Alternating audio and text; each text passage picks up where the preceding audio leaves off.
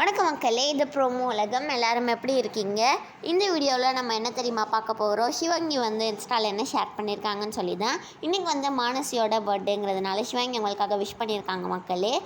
அவங்க வந்து என்ன விஷ் பண்ணியிருக்காங்கன்னா, இந்த வருஷம் நல்ல பாட்டு, நல்ல காதல், நல்ல ஃப்ரெண்ட்ஸ், அப்புறமா நல்ல சாப்பாடு எல்லாமே உன்னை தேடி வரட்டும் அப்படின்னு சொல்லி விஷ் பண்ணியிருக்காங்க. இன்றைக்கி சிவங்கி வந்து கூலி படம் பார்க்க போயிருக்காங்க மக்களே.